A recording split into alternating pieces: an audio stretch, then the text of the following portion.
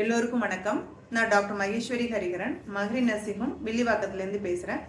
இன்றைக்கான சிறு தொகுப்பு பார்த்தீங்கன்னா சம்மர் ப்ராப்ளம்ஸ் இன் உமன். இது ரெண்டு வகையாக இருக்குது. யூரினரி ட்ராக் இன்ஃபெக்ஷன், இன்னொன்று வஜினல் இன்ஃபெக்ஷன். இதில் முக்கியமானது யூரினரி ட்ராக் இன்ஃபெக்ஷன். ஏன் பெண்களுக்கு ஆண்களை விட யூரினரி ட்ராக் இன்ஃபெக்ஷன் வருதுன்னு பார்த்தீங்கன்னா, அவங்களுக்கு அமைப்பாகவே அந்த சிறுநீர் பேக்லேருந்து வர குழாயானது சிறிதாக இருக்கும். அது மலக்குடல் பக்கத்துலேயே இருக்கும். ஸோ அதனால் கிருமி தொற்று ஈஸியாக வரும். இன்னொன்று அவங்களுக்கு இந்த ப்ரெக்னென்சி, இந்த குழந்தை பிறந்த பிறகு பார்த்தீங்கன்னா அவங்களோட இம்யூன் சிஸ்டம் டவுனாக இருக்கும். ஸோ அதனாலேயும் வரும். தீட்டு நின்ற பெண்களுக்கு பார்த்தீங்கன்னா அவங்களுடைய ஹார்மோனல் டெஃபிஷியன்சினால அந்த யூரினரினுடைய மியூக்கோசல் லேயர் வீக் ஆகும். ஸோ அதனாலேயும் கிருமி தொற்று வரும்.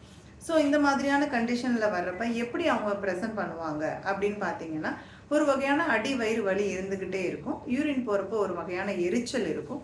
இன்னொன்று வலியும் இருக்கும். ஸோ சில பேருக்கு பார்த்தீங்கன்னா கொஞ்சம் மஞ்சளாகவும் யூரின் போகும். இன்னொன்று ஒயிட்டாக பால் மாதிரியும் போகும். சில நேரங்களில் பிளட் கூட வரும். ஸோ இந்த மாதிரி பல வகையான ப்ரெசன்டேஷன்ஸ் இருப்பாங்க. ஸோ இந்த மாதிரி இருக்கும் பட்சத்தில் அவங்க கண்டிப்பாக கைனகாலஜிஸ்ட்டை அணுகி எக்ஸாமினேஷன் பண்ணிவிட்டு வஜினல் இன்ஃபெக்ஷனும் இருக்கா, ஒரு வகையான டிஸ்சார்ஜ் இருக்கா, அவங்களுக்கு இச்சிங் இருக்கா, அதாவது அரிப்பு இருக்கா அப்படிங்கிறதையும், அவங்க ஏதாவது ஸ்மெல் வருதா அப்படிங்கிறதையும் அவங்க செக் பண்ணிக்கணும். செக் பண்ணிவிட்டு கிருமி தொற்றினுடைய இன்வெஸ்டிகேஷனை எடுத்துக்கணும். ஸோ இந்த இன்வெஸ்டிகேஷன் எடுப்பதன் மூலமாக தான் நம்ம ட்ரீட்மெண்ட்டை சரியான முறையில் கொடுக்க முடியும். ஸோ இதனால் அடிக்கடி ரெக்கரண்ட் யூரினரி ட்ராக் இன்ஃபெக்ஷன் வருவதை நம்மளால் தடுக்க முடியும். ஏன் நம்ம இந்த மாதிரி ரெக்கரண்ட்டாக வரக்கூடாது அப்படின்னு பார்த்தீங்கன்னா, யாருக்கு வரும் அப்படின்னு பார்த்தீங்கன்னா, சில பேர் அனிமிக்காக இருப்பாங்க. இன்னொன்று டயபெட்டிக் கண்ட்ரோல் இல்லாமல் இருப்பாங்க. சில பேருக்கு இம்யூன் டெஃபிஷியன்சி டிஸார்டர் இருக்கும். அவங்களுடைய நோய் எதிர்ப்பு தன்மை கம்மியாக இருக்கும். ஸோ இந்த மாதிரி இருக்கிறவங்களுக்கு கண்டிப்பாக யூரினரி ட்ராக் இன்ஃபெக்ஷன் அடிக்கடி வரும். ஸோ இந்த மாதிரி அடிக்கடி வர்றப்ப அவங்களுக்கு சிஸ்டைட்டிஸ் டெவலப் ஆயிரும். இன்னொன்று கிட்னிக்கு அந்த இன்ஃபெக்ஷன் பரவி பைலோனெஃப்ரைட்டிஸ் அப்படிங்கிற கண்டிஷனும் வரும். ஸோ இதை நாம் எவ்வாறு தவிர்க்கலாம்? சிம்பிளான மெத்தடில் நம்ம தவிர்க்கலாம். வந்துட்டால் அதுக்குள்ளே ட்ரீட்மெண்ட் அப்படிங்கிறது அந்த கிருமி தொற்றினுடைய அளவை பொறுத்து நம்ம அதுக்கான ஆன்டிபயோட்டிக் கொடுப்பதன் மூலமாக கண்டிப்பாக அந்த நம்மளால் தடுக்க முடியும்.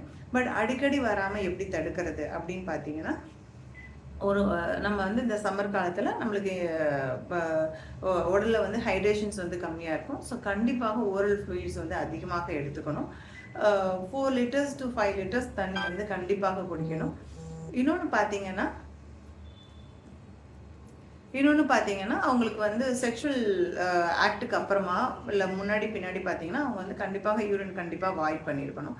ப்ரொலாங்டு பீரியடாக சில பேர் யூரின் அப்படியே ஹோல்ட் பண்ணியிருப்பாங்க. அதாவது ரொம்ப நாளுக்கு அப்படியே யூரினை ஹோல்ட் பண்ணி வைப்பாங்க. அதை நம்ம கண்டிப்பாக தவிர்க்கணும். போஸ்ட் மெனபாசல், அதாவது தீட்டு நின்ற பிறகு உள்ளவங்களுக்கு நாங்கள் சில ஹார்மோனல் க்ரீம் கொடுப்போம். ஸோ அதன் மூலமாக அந்த கிருமி தொற்று வருவதை நம்மளால் தவிர்க்க முடியும். ஸோ இந்த மாதிரி சிம்பிள் வழிமுறைகள் மூலமாக வர ப்ராப்ளத்தை தவிர்க்க முடியும். மேலும் இதை பற்றிய விளக்கங்களுக்கு மகரி நர்சிங்ஹோமை அணுகவும். நன்றி, வணக்கம்.